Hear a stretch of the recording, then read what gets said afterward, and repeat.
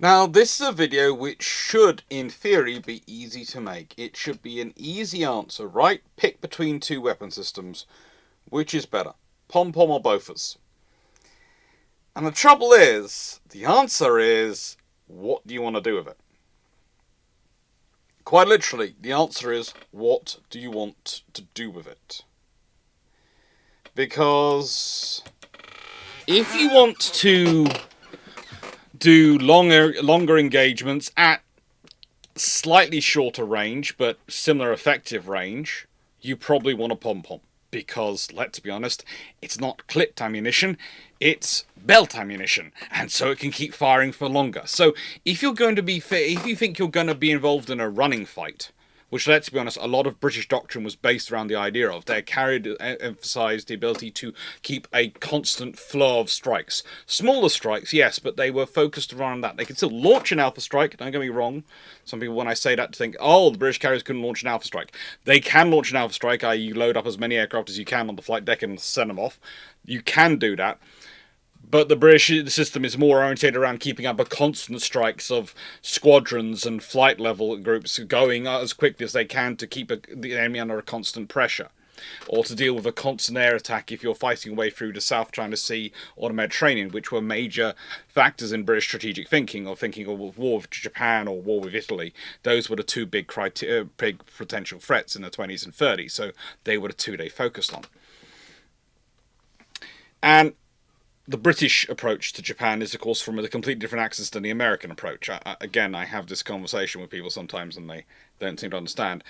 They think the British would go across through the Panama Canal and be basing themselves from the American coast.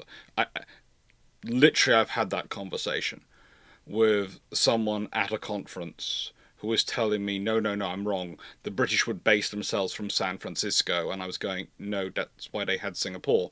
Well, it's such a long way to Singapore. Yeah, but for the British, it goes through all their bases to get to Singapore. That's the sensible route, and that's why they'd be going up the South China Sea and up the Pacific to get to Japan rather than across the Pacific, and it changes your approach entirely. But the Bofors, let's be honest, the big advantage of the Bofors is the Swedes develop it. The argument's often said that the Swedes develop it to be better than the Pom-Pom. No, the Swedes develop it to fit their needs better than the Pom-Pom.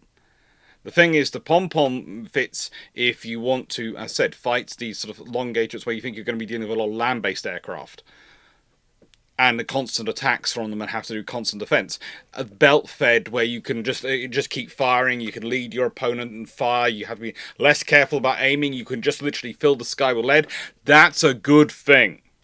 That's a useful thing if you're in that scenario.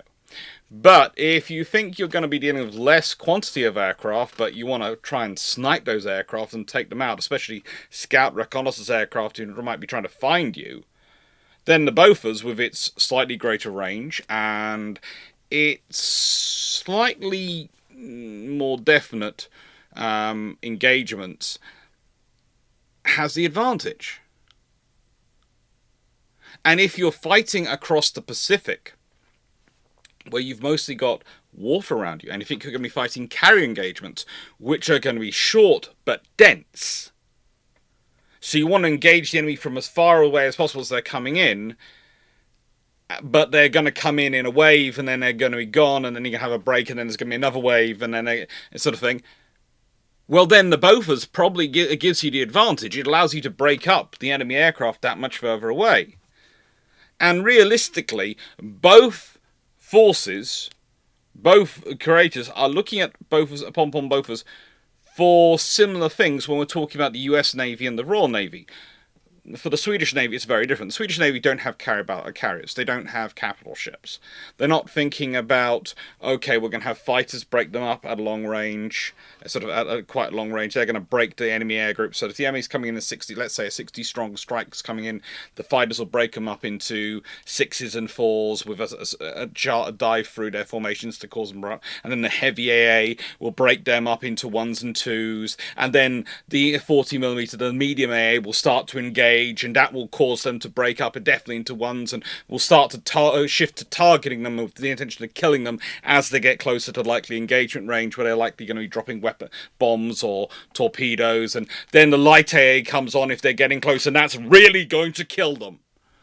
And the whole purpose is to try and reduce it so that every ship under attack is literally having to deal with one aircraft at a time. So it can focus its defenses on one aircraft, which gives it pretty good odds of either shooting that aircraft down or overwhelming the pilot to the point at which they're just not in the right state to actually aim correctly, and they'll just bug out, or alternatively dodge them. And that sounds strange to say when I talk about dodging them, but quite literally during World War II, when destroyers were under bomb attack and they'd seen the bombs fall, sometimes they'd be watching the aircraft and the captain from the open bridge would go, port, starboard, hard, whichever way. And if they got it right, they didn't get hit. That could actually be the factor. Vian always blamed himself for the loss of Afridi because he called it wrong. He called it wrong. It's considered one of the luckiest officers we ever had in the Royal Navy, and he called it wrong. And he writes in his book about the fact he called it wrong, and you get the point that, well, he called it right about 50 times beforehand, and they hadn't been hit. But he got it wrong once, and that's the one he remembers. So yeah, these different guns have different advantages depending on what you're talking about. And again, both of them have storage issues, by the way. For both of them, you need to be careful about how you store the ammunition. One of them, the belt-fed ammunition, really doesn't like being stored outside in the damp jungle weather. You need to, in Southeast Asia and some of the Pacific and the damp and humid, it's not so good. It needs to be stored properly. It needs to be looked after. And they have to work out how to deal with this. Because it'd been fine in peacetime. It'd been fine in peacetime when they've been operating on ships which have been taken operating in those areas. Of course, the Royal Navy operated in those areas in peacetime. But the thing is, in peacetime, it had all been stored in the correct spaces where they had it stored. Which is the storage space they designed for it. When you're in the middle of a war, you suddenly go, "What? Have we got space down there? We have! Put some more ammunition." This is why historians, a lot of historians, once you start reading this sort of stuff in depth, start treating the max amount of ammunition you can carry for maybe your light and medium AA. That's an advisory ammunition, right? Because you found some ways to stick some more. Ships found ways to stick on whole extra torpedoes on them and store them. Trust me, they got in extra ammunition for 40mm and 20mm when they could. And it's the same with the Americans and the Bofors. It's fine when it's stored where you're supposed to be storing it, properly. It has issues when it's not. So realistically, and I'm going to be discussing this throughout this presentation, talking about all the different developments and evolutions of these guns. It's to give you an idea, and then after the Shameless book plug, I'll be talking about their performance in various different theatres and how they were used. I want you to get away from what was actually the question of this topic. Because the question of this topic was Pom-Pom or Bofors, and it was from Sibra. How did the two systems compare in theory and practice? It shouldn't be Pom-Pom or Bofors, because that sounds like it's a one or the other. Both have their roles, and honestly, if you're talking about the modern Bofors and the modern AA systems, they take as much from the Pom-Pom as they do from the Bofors. In fact, they have melded the two together. Especially the sheer ammunition quantities that the Pom-Pom brought along, because that was such a useful thing. But to be fair, the Pom-Pom was the product of a different war. Whereas the Bofors is developed in peacetime with, and I'll be getting into it, a very interesting development program. The Pom-Pom, that comes about in 1915 because, well, you see, the Royal Navy was annoyed with something. They were annoyed. They were annoyed with the German aviation capability, specifically airships. Now, before we get into this, as I said in live, I'd like to point out that if you want to go have all these stats and have all this information, go to NavWebs. They have it done brilliantly. And this particular table pretty much is copied from NavWebs and done some slight modifications to put it into my style. But pretty much the data comes from them. Because it's an unparalleled resource. It really is. And one of the things you learn when you're involved in academia at all is you either use a resource and you display it and you advertise it to people, or you lose it. Because if other people aren't using it, if it isn't being talked about, it will eventually get lost. Somehow, some way, it will disappear. So, yeah, NavWebs. Really good source. I've got lots of good books down here as well, which I also have used for putting this together. I'd say, especially, there are some various things about British weapons and various weapon systems, which are very useful and provide me with a lot of data. But that comes mostly in later tables. In this table, I wanted to really go NavWebs. Go look them up. And the Pom-Pom story starts in 1915. 1914, realistically, but 1915 is when it starts to enter service. And basically, the Royal Navy's looking for a heavy machine gun. They're looking for a heavy machine gun which can do the damage they need to do. Which can do the damage they need to do to enemy aircraft, specifically, as already mentioned, airships, but also, and this cannot be overstated, seaplanes. And what I always love is that first batch of guns, which says production run is 795. 577 are still available in 1939. Because fundamentally it is a very simple system, a very easy to maintain system, and a very effective system. Think about this in terms of a 1914-1915 weapon. It has a rate of fire of theoretically 200 rounds per minute. Practical is 50 to 75 rounds per minute. But still, that's 40mm rounds going down range. That's pretty darn useful. 2-pounder. But that's 40mm. And there's a reason the Italians and the Russians both pick it up and both want to work with it. But also, let's think about the amount of rounds they're carrying per ship. Well, per gun per ship. For the Dane and Emeralds, it's 800 rounds. For the County class, it's 1,000 rounds, the same as monitors in Model 1. And the Italian's Navigatori, 1,500 rounds per gun. It's tiny. It has a -5 to +80 degrees elevation, and it is entirely manually operated. Aimed, moved, everything is manual.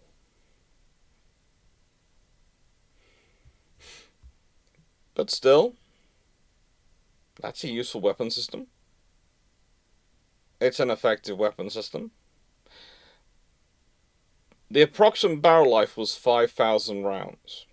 And I should point out that one of the things I didn't want to get into in live, because it's a difficult thing to get into, where you state the barrel life of a gun, well, there are factors which can affect it. If you're doing lots of continuous firing, i.e. churning through the belts, you're probably going to shorten the barrel life because you're probably going to heat it up more. Whereas if you're doing quick bursts, you might extend the barrel life. So when we give a figure for barrel life of 5,000 rounds or this, that, what we realistically mean is that at some point, once you get past probably 3,000 rounds, you're going to need to start looking at the barrel and going, have you got another cruise? Have you got another couple of days? And actually, that's why ships carry spare barrels, especially for their 40mm and things below. They carry spare barrels, they use them, they will fit it and replace it themselves, their own gun crew will do the maintenance, and that actually really encourages you to be quite careful. So you have to factor in to your own logistics, to your own support system, the fact that whilst the guns in theory will have 5,000 rounds, they might be a lot less. And it might well be a gun crew goes, you know what, that barrel, yeah, it's only done roughly 3,000 rounds, but I'm not liking the looks of it. It's blistering a bit too much. It's not looking in good condition. Okay, replace. And so you have to think about that with your logistics, with your support. You have to always make sure you've got stores of these barrels around. And that's one of the joyous things as going around the world in World War II is this flow of Pom-Pom barrels. Because whilst you'll have machine shops and some things which can do some forward maintenance, especially on electronics and some minor things forward, supporting the Navy forward, in terms of gun barrels, if they need to go for being to be relined, to be repaired like that, more often than not they're heading back to the UK. More often than not, they are in the convoys going back. You know, we talk about the convoys going out places. People forget what's loaded in the convoys to come back to the UK. And often it is things like gun barrels. Sometimes shell casings, but spent shell casings, because sometimes the material gets reused, depending on the casing. But that's a whole other complicated thing, which I'm not getting into today. And then we have the Bofors story. So you have the Pom-Pom story, which is the Royal Navy's looking for a heavy machine gun, which can provide them with capability versus torpedo boats, versus airships, and generally they're looking at it during World War One, and it's looked for the fleet and fleet operations. Bofors is not about a large fleet operation. Bofors is war in the 1920s. Bofors is the Swedish are looking at the Pom-Pom and going, we have this, we're operating it, it's good. Doesn't quite fit our need.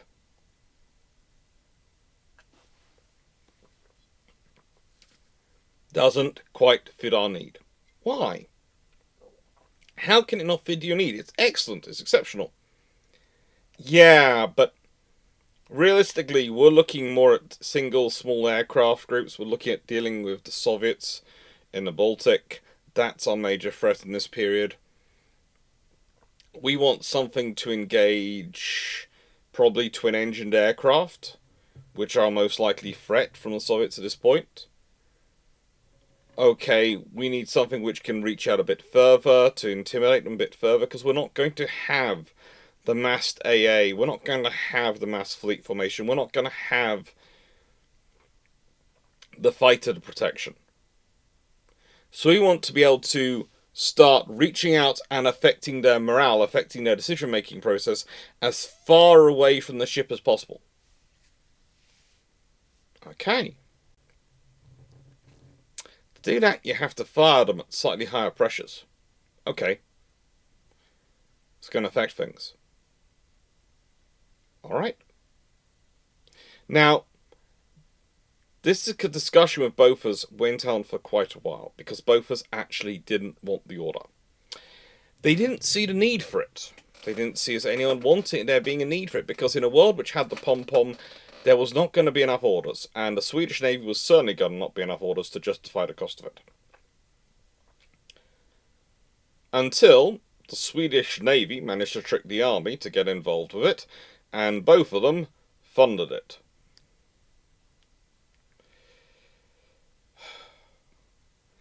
If you want to look, if people talk about how the US Marine Corps and the Royal Navy, realistically, managed to trick everyone into funding their replacement for their Harrier program, well, they've got nothing on what the Swedish Navy managed to sell to the Swedish Army in the 1920s and 30s. The sheer list is quite disturbing.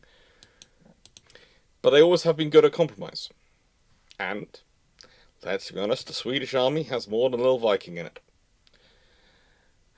So, with them paying for its development costs, they start working on it, and it finishes development in the late summer of 1930. It's then further refined for approximately 2 years. Has official trials with the Swedish Navy in March 1932. They like it, but they want more changes done to it. Which officially means it's finally finished in 1934. But the Swedes themselves and pretty much everyone else actually goes with the model 1936. So think about this. The 1914, 1915 Pom-Pom is about a year or so of development in wartime. Bofors gets roughly 8 years of development, of which you could argue 4 of those years, definitely, arguably 6, was refinement to suit the Swedish Navy's needs. It's this L-60 model 1936, which is also the version which the Royal Navy, the US Navy, and pretty much everyone else in the world ends up going with. Because it is an absolutely superb weapon system. Don't get me wrong, it's a superb weapon system. And it has many advantages. Many advantages.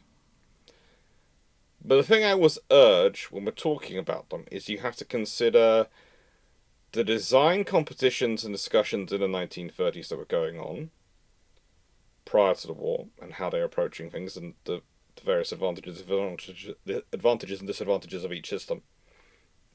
And then you have to compare accurately like with like.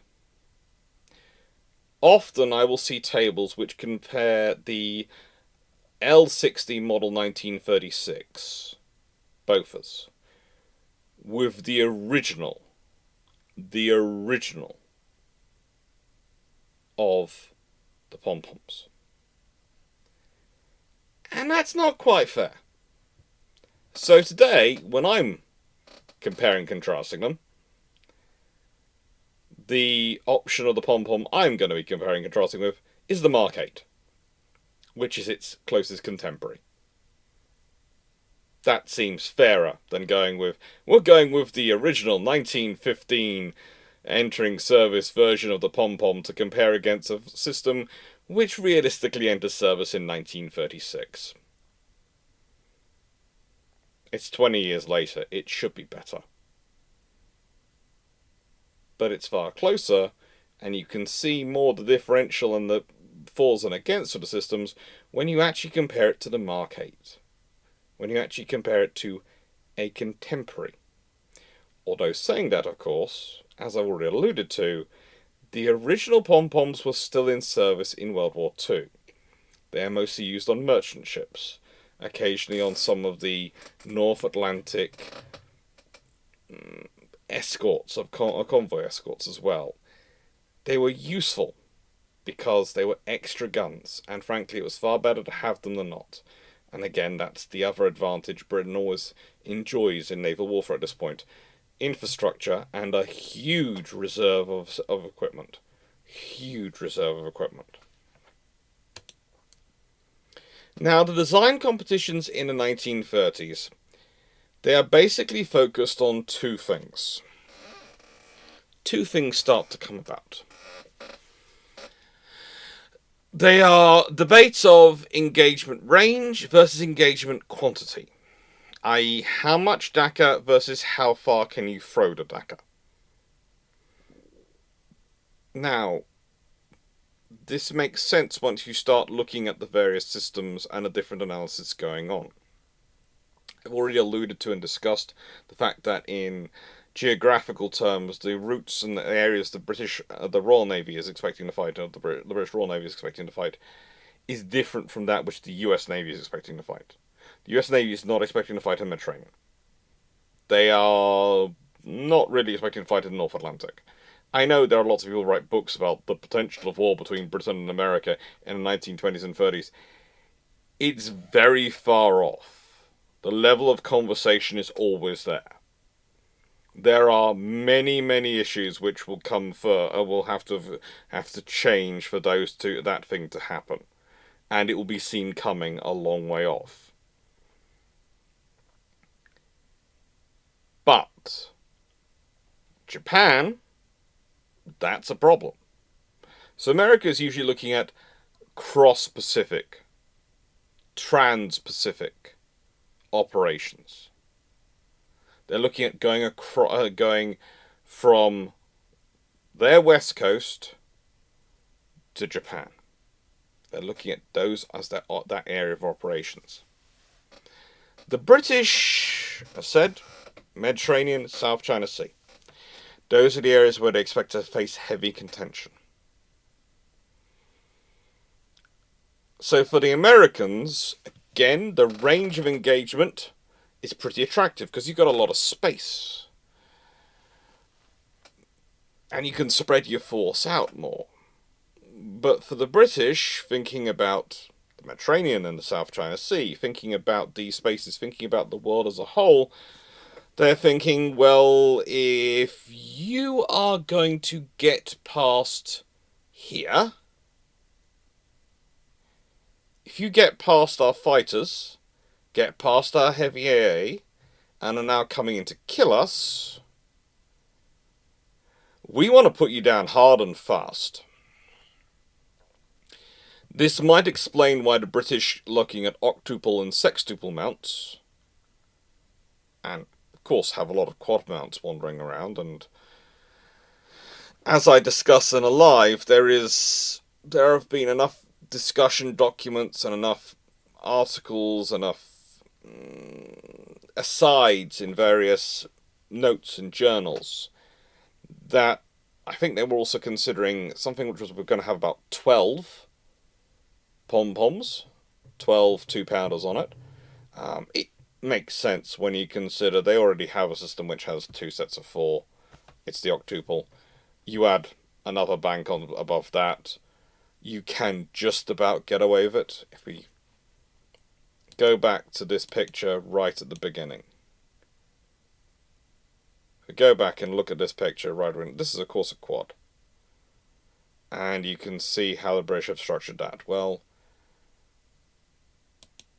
they've got their octuple mount. Having something which was going to have 12, I think, makes sense if you've got something like, I don't know, the Didos, and you've decided to replace the C position and probably put a position above, and probably two waist wing positions, and put a position in, let's say, a new X. So your stern turrets are X, Y, Z positions, and your fore turrets are A, B, C, and the C and the X and the 2 wing positions are all dozen, are all 12, not octuple. What would 12 be? Tuple? Dozen? Dozen would make sense, but dostal? I'll look it up at some point. Mounts. It makes sense. It makes sense from the point of view of maybe a C-class conversion. It even makes sense to an extent for some of the capital ships. As we can definitely shred any opponent which comes within our effective firing range because we're going to put on sheer volume of that. Now, for the Americans, their usual approach was going, well, we'll put in more mounts. We'll have more individual mounts on the ship, and that is the other option to go with. It's always a debate because if you put more mounts in position, they can conflict each other with their fire, and they can also impinge on each other's arcs of movement and aiming. So it's always a balance between, do you want fewer, heavier mounts, but that have better fields of fire, and are going to be less conflicted and less congested with possibly seeing what other people are firing and thinking it's them? Or do you want more mounts so you can engage more targets simultaneously, but possibly conflict with each other and possibly limit your arcs of engagement? It's something you have to think about. It's not an easy answer. It really isn't. I get told it's an easy answer, but usually when I talk to people, they go, well, it's obvious. You want the guns to have the best field of fire possible so that they can do the most engagement. Okay. Or it's obvious you need the most guns possible. Well, just the most number, well, again, you can mount more guns. The British have the octuple mount. So that means it's got the same amount of guns as two quad mounts. But only one got aiming crew, so... But there again, your two quad mounts can engage theoretically two targets at the same time. But the octuple mount is more likely to shred a target and be able to shift to the next target because of the sheer volume of fire. It's just there's no good answer. It's half dozen one, six the other. And their exercises feed into this. The exercises really do feed into the value of these things, and for the Royal Navy, of course, the aerial exercises produce the false positive, which is that the enemy are going to go for the capital ships and the carriers and the cruisers, above all else. That's what they're going to aim for, because they do these exercises, and of course bragging rights for the Fleet Air Arm crews, whether they're from the Royal Air Force or the Royal Navy, and the land-based aircraft, are for taking out the bigger ships.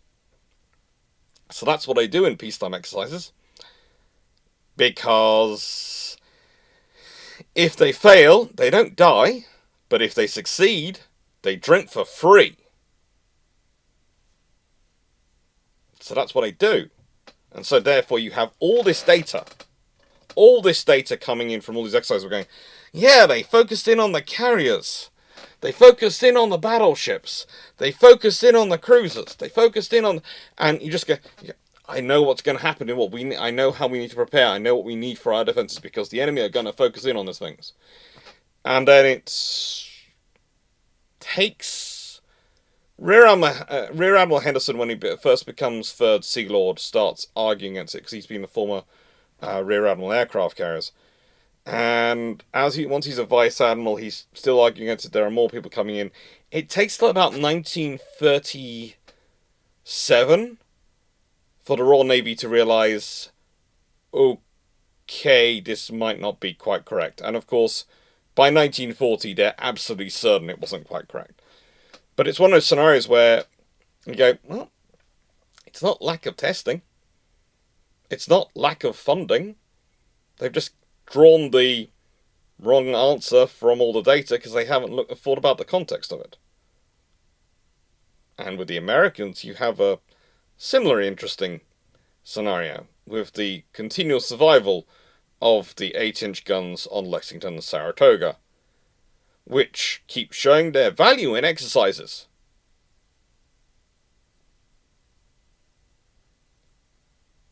No. Just no. But they're, of course, still at this point, still testing and still thinking about the Bofors. That's the thing. For the Americans, the Bofors is not something which enters service in the 1930s. It enters service in 1942. A year after it's entered service in the Royal Navy.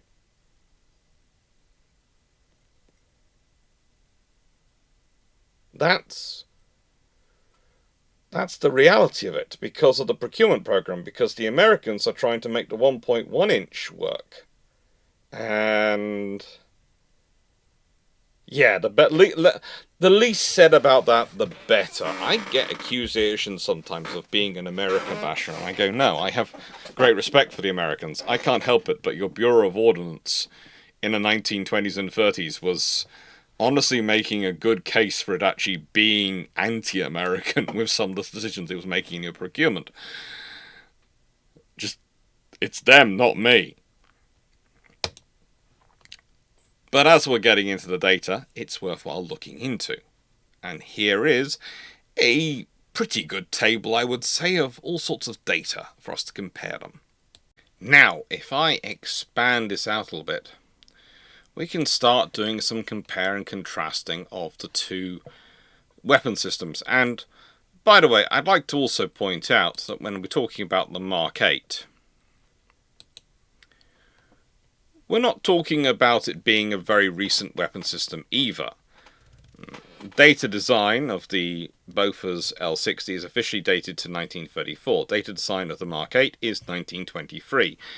But like the Bofors goes through modernisation, upgrade, and eventually enters service 36 onwards as a model, so does the Mark 8 Pom-Pom. It has all sorts of things, and there is a point where you've got, well, the date in service of the octuple mounting is 1930. The quad mounting is 1936. Octuple mounting came first because that was for carriers, capital ships, cruisers. That was for the big things. Notice how it starts to democratize down to other lighter cruisers with the quad mounting and eventually destroyers with the quad mounting as time goes on. There's also some very interesting data down at the bottom, but we'll get to all that. Now, there are two variants of the Mark 8. There's the low velocity and high velocity. The weight of the guns is a factor. The interesting thing for me is that the low velocity one is has the shorter barrel life. Has the shorter barrel life.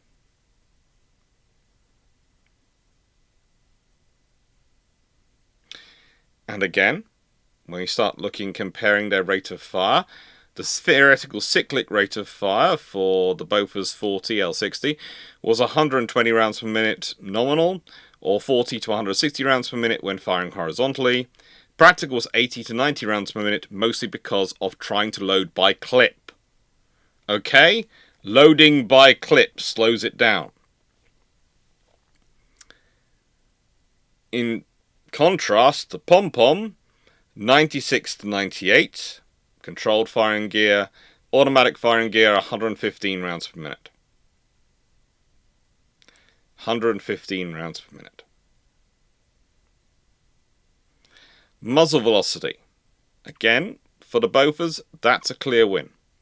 That's a far higher muzzle velocity. Even the high velocity Bofors, even a high velocity Pom-Pom, is not up there. Not much in that. And again, the Swedes are very good at their metallurgy. Look at that barrel life. Look at that barrel life. But again, someone has pointed out to me this on a regular basis after discussing this in a live, that there is an effect put onto the Royal Navy, onto the Pom-Poms, from the fact they're belt fed. Because they can achieve far higher heat because they don't have the brakes you can get with clip-fed ammunition in terms of the firing. So that can put the barrel on stress, which is going to shorten its life. Now, the really interesting thing here is when we talk about the range. Now, the range of 5,000 yards for the British maximum is mostly because that's where the ammunition tends to go off anyway, but 5,000 yards is the aim given. And for some of the early Bofors, when they're serving in the Royal Navy, their also maximum range is 5,000 yards because the Royal Navy is using very similar ammunition as they're using on their Pom-Poms. But theoretically, the maximum range for Bofors, you can send out fire going out to roughly 12,250 yards, or a little over 11 kilometers. But the thing that interests me is the effective range. Now that's where the ordinate is 5 meters or less. And that's roughly, because let's be honest with these guns, it is roughly. It's going to depend how well they've been sighted in their mount. It's going to depend on how well the mount is located and how well the guns are synced together. So all these things are going to have an impact on it, and how worn the barrel is. It's roughly 1,500 yards for the Bofors.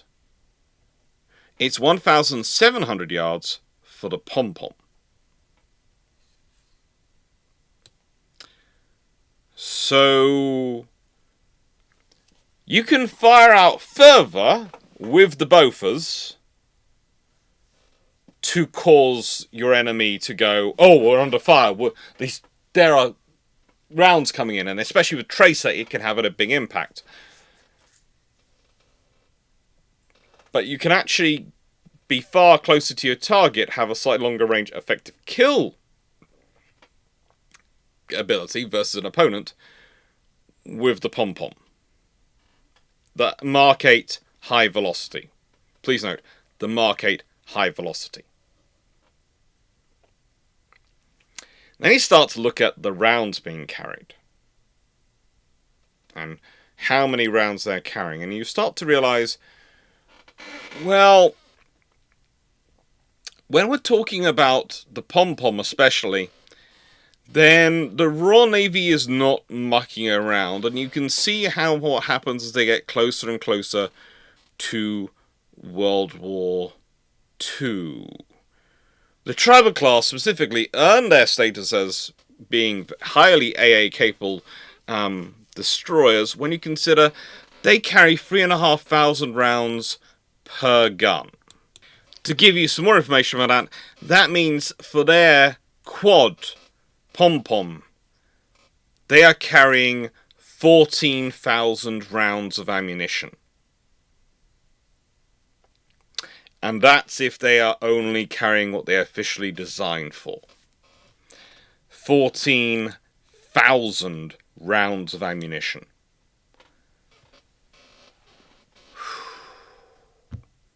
3,500 rounds per gun. They're expecting to do some long-term engagements. But it's not as if the Americans are slacking off here, or anyone else is slacking off with the Bofors. They're really not. If anyone is potentially slacking off with the Bofors, I will say it's possibly the British. Because Vanguard is carrying a little over 1,200 rounds per Bofors. Which means she's not even carrying as many as the Dido and Crown Colony classes did. She's or actually the Queen Elizabeth or the Valiant or the King George V class or around Town class did for their guns. She's carrying more than Warspite did.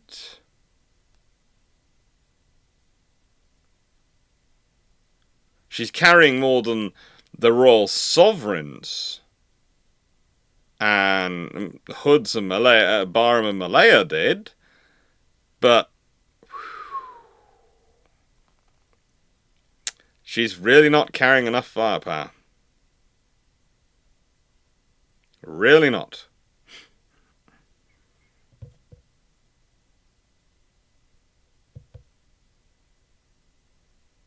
Although, it does say standard outfit of most ships per gun was 1,500 rounds per gun. So, yeah, that fits if they're carrying a Bofors. They're mostly carrying 1,500 and something rounds per gun. The US, most ships 2,000 rounds. So the tribals really are weird. They really are weird. But again, it depends on what engagement you're building it for. Everything in these decisions depends on what your concept of warfare is going to be like, on your concept of defense, of how much you're going to have to rely on AA guns, and how much you're going to have to rely on them to spray and pray, or target their opponents. One of the interesting things to me that comes about is a lot of the pre-war Royal Navy designs based around the Pom-Pom are designed and in place pre-radar, where they're still going to be completely visually controlled. They're not even going to have any radar assistance. I'm not talking about radar guidance or radar direction, I'm talking about radar assistance. They're not even having that. But most of the Bofors mounts are mostly coming in for Britain, for America, for Germany. They're coming in after radar. They know they've got radar coming in. They've now got radar which provide them with the extra data, the extra assistance to reach out further and target that much better. And they can afford to try and sort of take us almost a sniping approach. Almost. there's always a for and against about the idea of what should we do with these weapon systems. Whether we are just filling the sky with flak and filling it with shrapnel, or whether we are actually going to be trying to target our opponents. Because if we can target them, it becomes far more efficient, and our rounds, our barrel life lasts more operations. If you're talking about, the Pom-Poms, well, for some of these ships down here, they'd literally do 2 runs to Crete, and none of the Pom-Pom barrels that they had on the first run would still be in service by the end of the second run. None of them. They would bust through them that quickly. That's during Crete, though. That's very heavy fighting when they are going straight into the teeth of the enemy.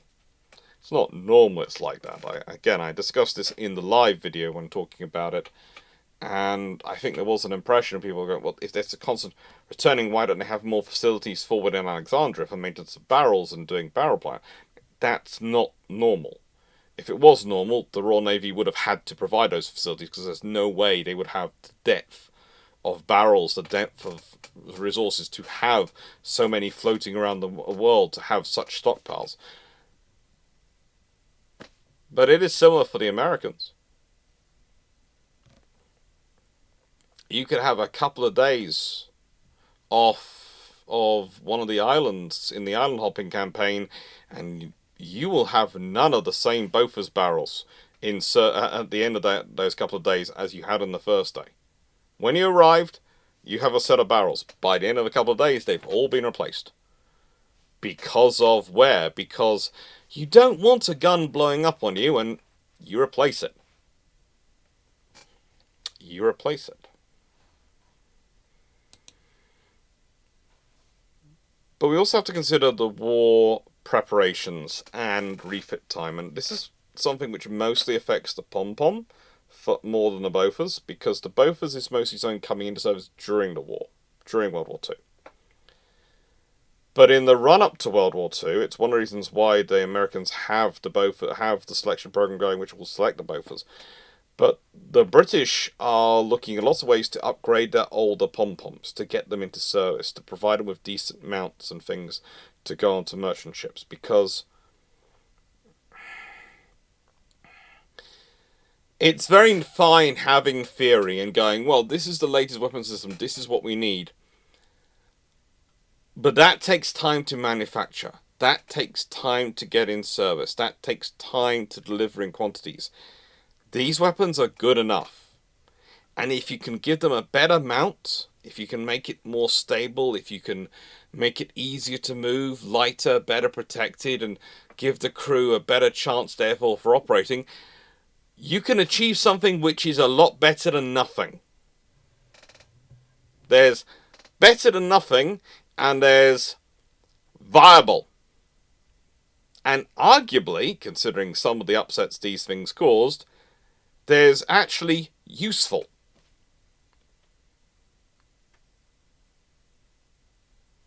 For me, the scale goes better than nothing, viable, useful, good enough, excellent, perfect. And whilst we'd all love to have things which were in the perfect category for all our weapon systems, the reality is, as much as you'd like it, you probably can't afford that, and it's not actually needed for some of the theatres. Some of the theatres don't necessarily need it. For example, North Atlantic Theatre, whilst you need definitely perfect or excellent or bare minimum good enough ASW capability to deal with the submarine threat, and you need some surface fire capability to deal with submarines when they're on the surface, and all those things, and you need some big ships in the service for dealing with surface raiders should they come out. In terms of the air war in the North Atlantic, if you're not in the Bay of Biscay, if you're not, you might see an occasional Condor, you might. They are going to call in the Wolfpacks, that's their main problem, but in terms of air defense of your force, have some of these. They are there to provide you with morale, something to blast away at a Condor. If you hit, great. If you don't hit, the Condor's not a solo Condor is not really much of a threat to a convoy. It will cause damage, but it won't take out the whole convoy alone. It's what it's going to call in that's the problem. And that's why cam ships work. The catapult, armed merchant ships, firing off their hastily converted Hurricanes. They will literally go up, engage, maybe destroy, maybe drive off the Condor, and then ditch in the sea and be picked up by a destroyer. For the pilot, anyway. The plane would just be allowed to sink. Because of the theatre it is. And that's the nature of a global war. This is something we miss sometimes when talking about warfare. We often focus in on the red-hot heat of the high-tech primary theatre and look at all the really sexy, cool stuff going on there and all the bravery and all the glory that's there. You need to pay just as much attention to what's going on in other theatres. And sometimes a theatre might be a primary theatre in one perspective, but a secondary or even tertiary theatre in other perspectives, because of the forces available. And therefore what you need for that theatre changes.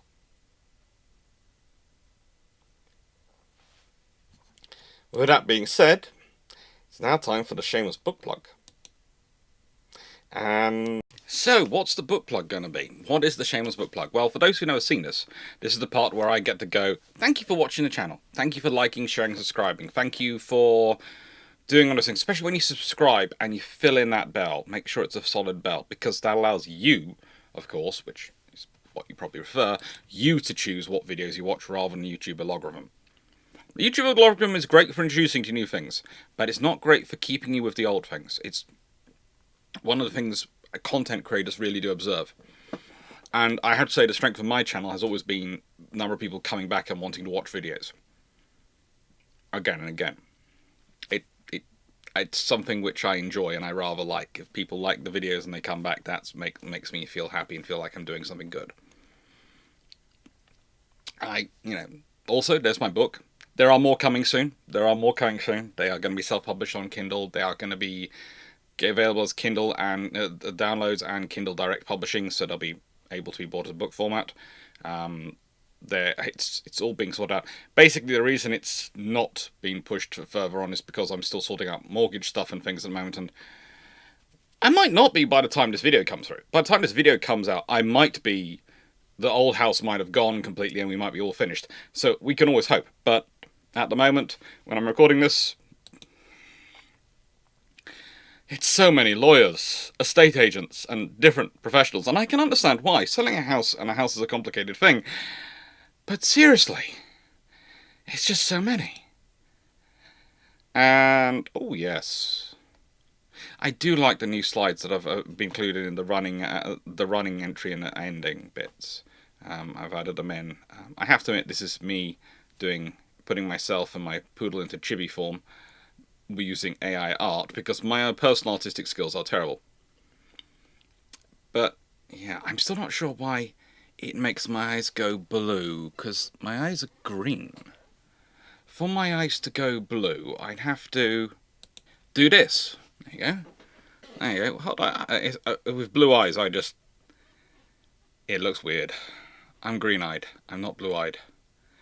It looks weird when I have blue eyes. I've done this in a video before, because that was for a bet with my cousins. But every time I look at this picture, I do keep going, yeah, why did they make me? Why did it make me blue-eyed? I look weird with blue eyes. I'm green eyes. Anyway, back to normal. With that being said, and thank you for indulging that a little bit, but it was disconcerting, the fact that it's made me blue eyes, and blue eyes looks weird. Let's just picked up a shirt. Let's talk about the beginning of the war and the first experience, and especially it seems appropriate to start off with the tribal class because, as we've already discussed, they're kind of packing it.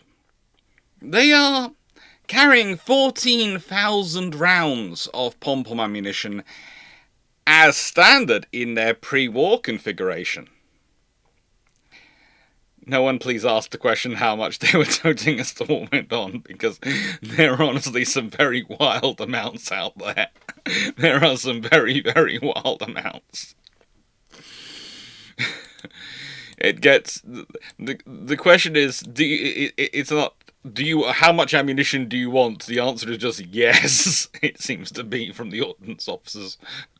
Now, this obsession with adding in extra ammunition actually starts to infect the Royal Navy pretty much in Norway, because, as I said, they've already been considering that the false positive of the exercises, where the pilots were all very brave, knowing they couldn't die, and went straight for the capital ships, the carriers, and the cruisers, i.e. everything they could brag about, and ignored the destroyers. Sometimes ignored the smaller cruisers, to be honest. In fact, quite often ignored the smaller cruisers. But the thing was, they'd already worked out that that was probably not going to be right, and we're already trying to work out what's going to be the rapid solution, what can we do to solve this problem as quickly as we possibly can. 4-inch high-angle mounts were probably pretty much the easiest, quickest option. There were some 4.7-inch guns which could do higher angles, and as of course was the 4.5 in development. So they had lots of options, but getting them into service in time was going to be the interesting one. So that's why the 4-inch really does take the lead on that one. But the thing is, Norway is the first big confrontation between the fleet and air power. It also starts to show the problems you have in the force structure that's been built. Because with the limitations of the treaties, there haven't been as many carriers built as they probably would have liked. And this means that the Royal Navy doesn't have that outer air defence that they wanted. The outer air to break up enemy air attacks coming in. Now, they're still doing their job quite well, and for example, when they are doing extraction of troops, there are several convoys which don't lose a single and don't even come under attack. In terms of the merchant ships, don't actually get attacked at all. In one of their cases, they don't get attacked because HMS Gurkha charges the air attack coming in. And basically, what she does is is asks permission to manoeuvre freely, thinking it's going to be within the context of the formation.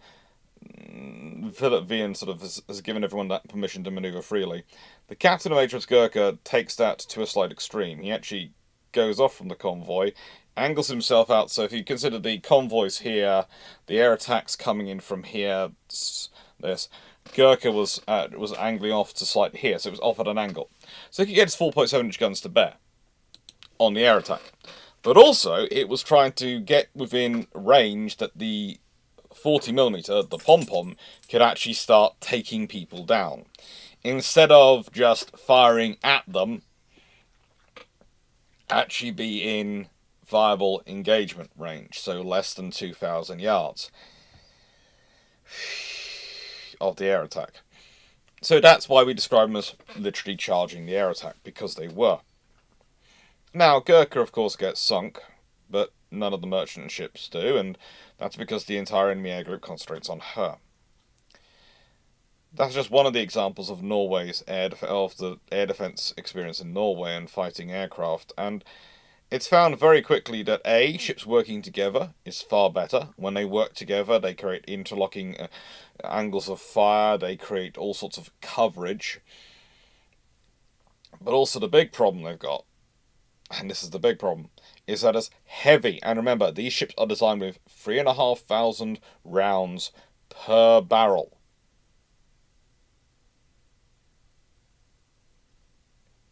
14,000 rounds of Pom-Pom ammunition.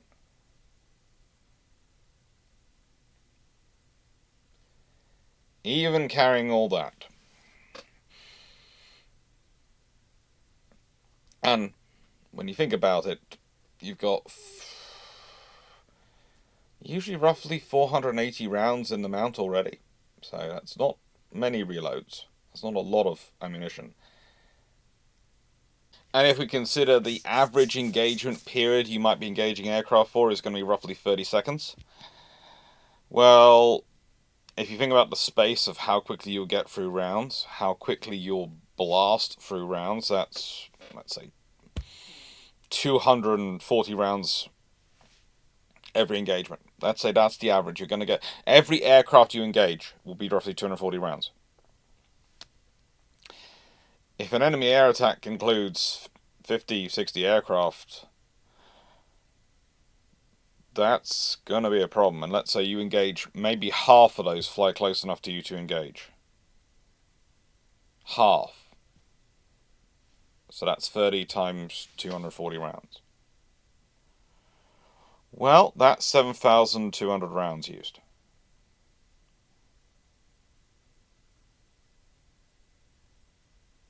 That's 7,200 rounds used. That's over half your ammunition you're carrying gone. That's one air attack.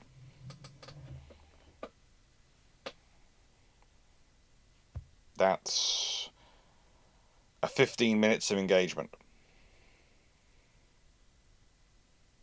So the figures sound massive. It sounds, 14,000 rounds of ammunition sounds like a humongous amount of ammunition. It sounds overwhelming. Until you start putting into, okay, well, let's say we're only going to do 15-second engagements per aircraft. Okay, but that really doesn't make it much better. We'll do a 5-second burst. Doesn't make it much better. You're still, how many rounds are going to hit in that time? Are you likely to hit? And if you consider with the with the Pom-Pom, it's designed to, in many ways, lead its opponent. You lead the aircraft, so you're firing in front of it, and you're putting up a stream of ammunition for it basically to fire into and be shredded. That's its purpose, which means you need to fire a certain amount of ammunition to have a chance of doing that. And that becomes the ongoing issue as time goes on. It's, what are you using these 40mm for? Are you using them as part of the breaking the enemy up, formations up strategy? Are you using them for the kill strategy? And how much ammunition do you need to do those various roles? Because if you're trying to chuck out ammunition down range when you're unlikely to hit anything, just literally flinging stuff in the air, that's going to waste a lot of ammunition in terms of you're not going to get many kills for that. But if it stops them hitting you, that's good. Which basically means it's all a trade-off. It's all a trade-off. And this becomes even more apparent when we get into the Mediterranean. And here we have HMS Warspite under air attack, which is a more frequent occurrence than you'd think, actually, in World War II. And one of the things you have to remember, and I'm going to keep emphasizing this in all my videos about air defense, is that there is a success bias in the literature reporting. Because it's the same for pretty much every historian who's writing about it.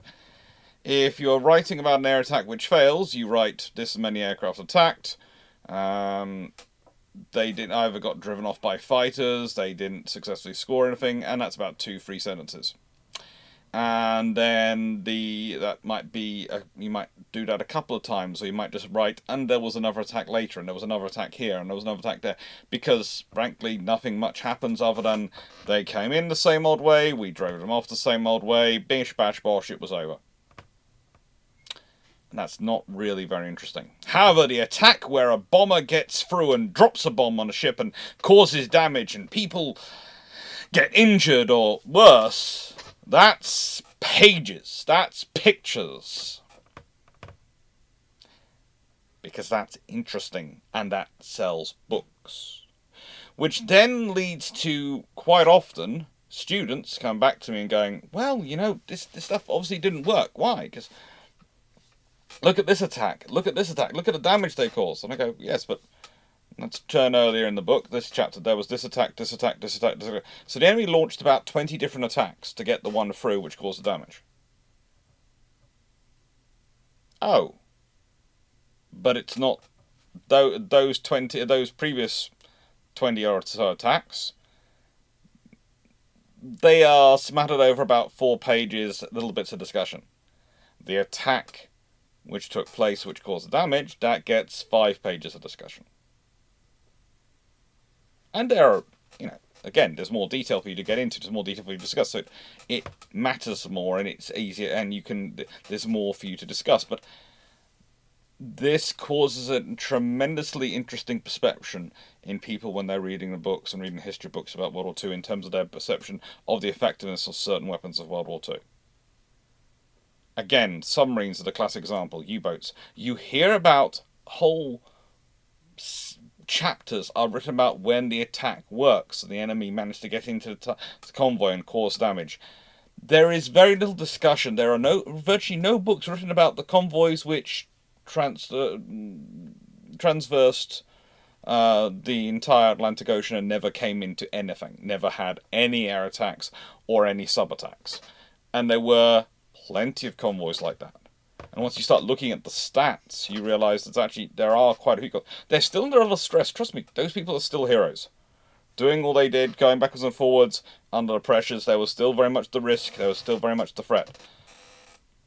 But there are many convoys, for reasons of the Germans were just in the wrong position, the Clarke and its work, the signals traffic analysis when you are working out where the enemy are and what their messages are concentrated about, and aerial reconnaissance spotting submarines, and so the convoys naturally avoided those routes. And it's not just the air attacks or the submarine attacks themselves, it's the fact that the units making them. If you read some of the books about the Mediterranean, and some of the naval history books, and some of the general history books, they'll often only mention the Fliegerkorps X, Fliegerkorps 10, as the only unit they bring up by name. So people get the idea that the air attacks in the Mediterranean are all done by the Germans, or they're all led by the Germans, and when actually they are led often by the Regia Aeronautica. And that means most often you're not dealing with Junkers, Ju-87s, although the Regia Aeronautica does have a fair number of those in their own service. You're more often dealing with SM-79s from things like the 32nd or 31st Bomber Wings in Sardinia. I think they also had the 8th Bomber Wing there as well. And various other groups like that. General purpose aircraft going out to do the attacks.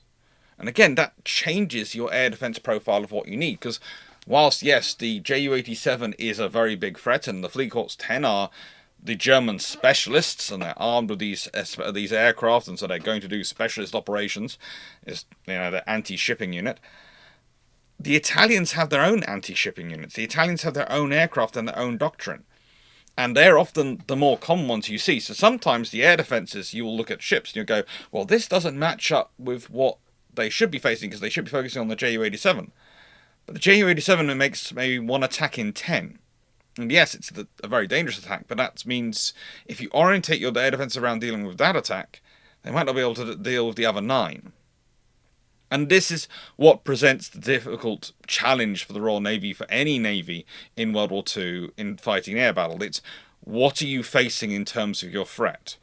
And I would say this, to me, makes the Mediterranean the most dangerous theatre of all, because you have both the Regia Aeronautica and the Luftwaffe in numbers providing this air attack, and so you have to go, well, hang on, if I orientate around what one's likely to bring, I won't be able to deal with what the other one's likely to bring, so I have to try and bring both. I have to bring the force needed for dealing with both. And I'm just going to pause before it begins my lunch pinger. And that leads you to a scenario where naturally you start to compromise, because, okay, something which is an 80% solution for both scenarios is better than having to try and carry a 100% solution for both in terms of weight.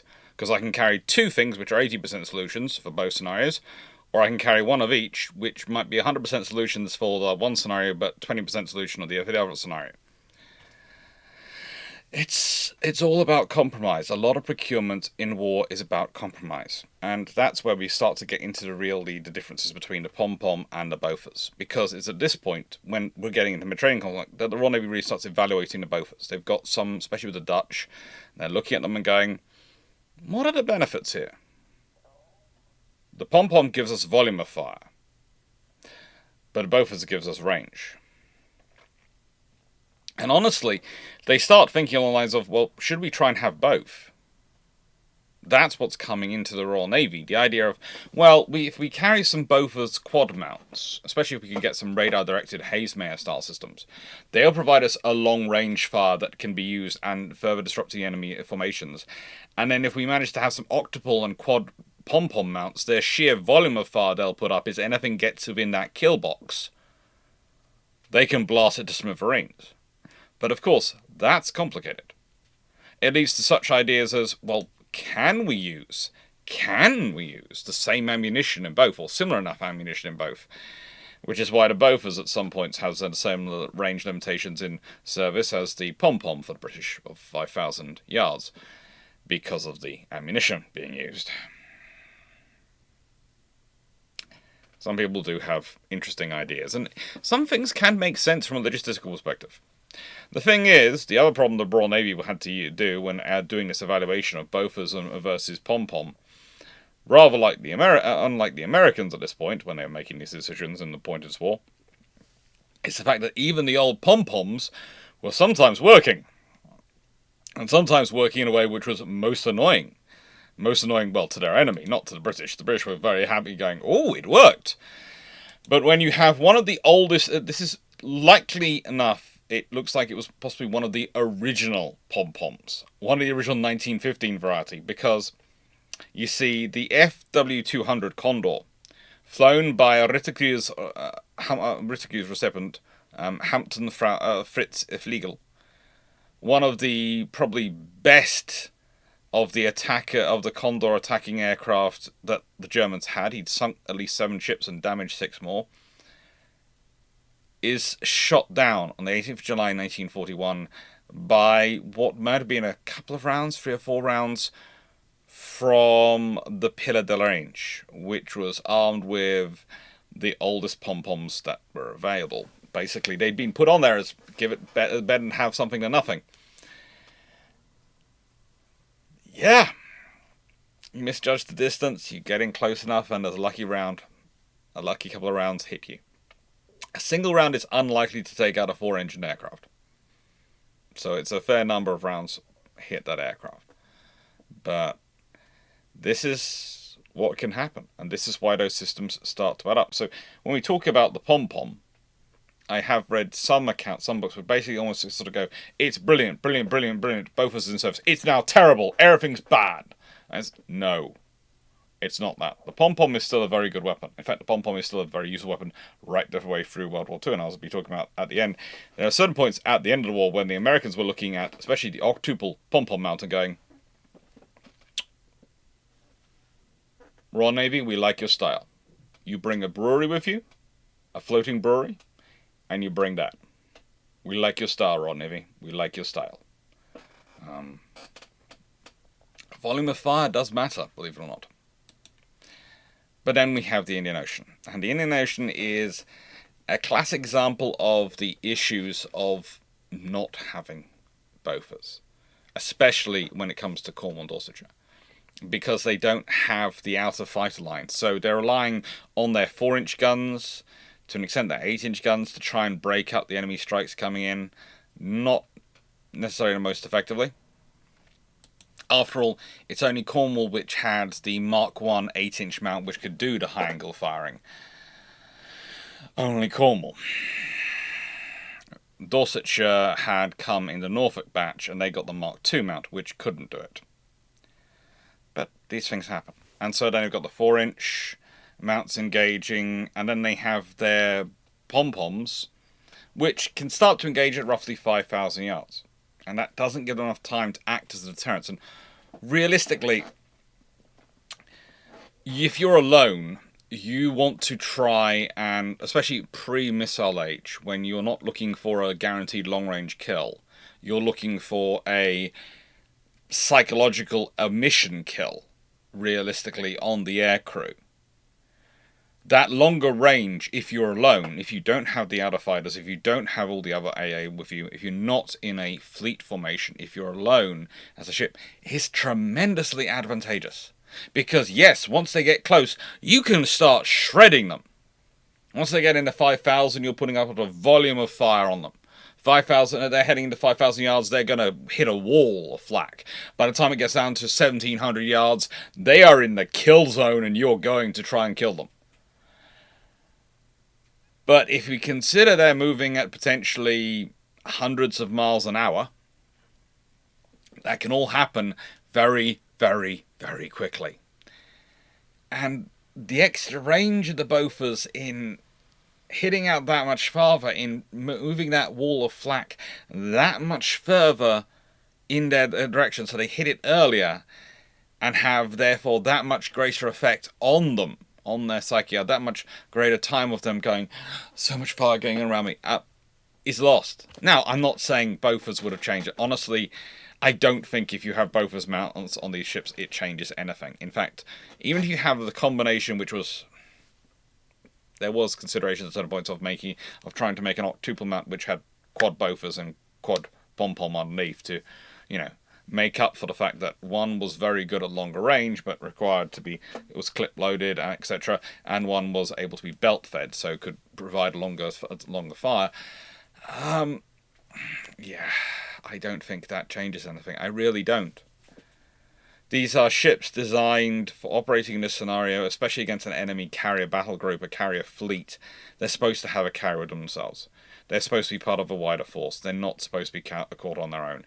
If they are supposed to be bugging out of the zone area as quick as they can and hoping that they can get out or dodge. And that's what they were trying to do. So you can't change that. It doesn't change the results. But ultimately, the Pacific is the interesting area. Now, you've probably heard me use the phrase interesting a fair number of times over the years if you watch multiple of my videos, and you'll know it usually means that there is something going on here which is more than a simple argument. See, the Americans start the war with mostly the 1.1 inch, which is... Well, I would like to talk about its redeeming qualities, but I'm struggling to think of them. And then they change to the Bofors. Now, there are many good reasons for changing to Bofors for them. At the time, they are focusing mostly on carrier battles, and on sea control, and on efforts which are taking place in terms of more of the Pacific, but also in terms of island warfare, where there are smaller concentrations of enemy aircraft, and usually they have their own aircraft. And honestly, the extra range the 40mm Bofors gives you, and for the wider applications you can put on it, is useful, especially for a number of ships which don't have an equivalent to the 4-inch. They might have 5-inch 38, they might not. It's not necessarily as widely fitted as the British 4-inch is, especially at this point in the war. And please note, I'm going to emphasize this, at this point in the war.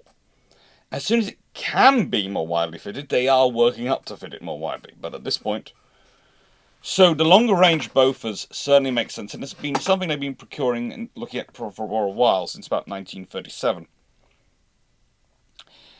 And it does really work well then. But at a certain point, they start having more and more British ships showing up opposite them. And sometimes the British ships bring Bofors, and sometimes they bring Pom-Poms. And of course, we often talk about Force Z and Bofors and Pom-Pom and the Bofors versus Pom-Poms. The fact that, Prince of Wales does have a Bofors mount, and it is causing a longer range effect on the sort of the play of the enemy aircraft. But honestly, the thing is, that's to do with the visibility of the rounds more than anything else. That's because of the heavier amount of tracer in it, and yeah, that has the impact. It's the whole psychological thing of, it's not because the Bofors is in itself more scary than the Pom-Pom. They can't tell the difference from the range of, oh yes, that would be a Bofors mount there, so we're going to aim there for the Pom-Pom. No, they're going by the level of fire they're seeing and the visibility of that fire at range. And they're orientating themselves accordingly. With the Americans, though, as time goes on, especially as the kamikaze starts to come into service, and you want to absolutely take down the aircraft, because it's not the aircraft dropping a bomb and hoping to hit, or dropping a torpedo and hoping to hit, it's they're literally steering the aircraft into you. That's, as time goes on, why the Americans at certain points are looking at the volume of fire, and while the British do the work to make sure they can bring the Pom-Pom with them, the volume of fire that's being put up is advantageous. Of the octuple mounts and the septuple mounts, so the far greater volume of fire, and the fact that the belt-fed ammunition allows them to keep firing for longer. The Bofors allows you to engage at longer range. The Pom-Pom allows you to engage for longer. Both are a playoff against each other. Honestly, what you want is probably both. You want to bring both systems together, and that's what's happened post World War II. The real advantage of the Bofors has to be in the longer range engagements and the wider ocean engagements of the Pacific War. I think also it would have been advantageous at certain points for the Royal Navy in the Mediterranean, probably. Certainly in the earlier battles. Once you get a larger concentration of aircraft, especially in the big convoy battles, then probably the belt-fed ammunition is such a significant advantage in that engagement. And this is the sort of thing we're talking about. It's really weird when you start getting into the whole play of which one's the better for which situation. Is the things that we normally talk about with guns, i.e. their range, the power and energy they come out of the gun with, what kind of ammunition types they have. Those things start to be less of a deal breaker, less of a big split issue in terms of the viability versus, well, is one clip fed versus the other one's belt fed? And this is the real lesson to me from the whole Bofors and Pom-Pom scenario when I look into World War II, when I'm looking at them. It's that the things we are focusing on as the metrics we normally judge things by might not necessarily be the things which really matter when we find ourselves in conflict. In simple terms, to me, it means you always have to check what metrics are being used and whether they truly apply in that situation, because the standard metrics we use for top trumps with weapons might be right 90% of the time. But in the engagements we're dealing with, they might not be the right metrics to be measuring what is going to be the right system by. They just might not be. Anyway, with that all being said, I wanted to finish here, and I wanted to give the question here, because I always finish my videos with a question. And the question is this. If you had a choice in 1939, and you were, I'm going to pick not the American or British Navy, I'm going to pick the Italian Navy. The Italian Navy. And you could pick either Bofors or Pom-Pom in 1939. Which would you go for with the Italian Navy, with the Regia Marina? What would be your reasoning? I'd be really interested to hear what you think that you should have gone for if they'd had the opportunity to go for one of the 140mm or the other. And remember, there might be a slight advantage they had Pom-Pom earlier. But they moved on to other things. What else have we got coming up? Well, when this video comes out, which is going to be in 3 weeks' time from when I'm recording it, 3 weeks' time, it's going to be probably the Battle of Midway, potentially Admiral Percy Walker-Nels, the guy in charge of creating the Canadian Navy. Should be fun. Anyway, thank you very much for watching. Hope you enjoyed. Please do like, share, and subscribe if you like the video. It really does help the channel grow, and thank you for all your support and kindness. This channel would not be where it is without you. Take care. Thank you, and have a nice evening, or morning, or afternoon, or lunch, depending on what time of day it is with you when you're watching this. Toodles.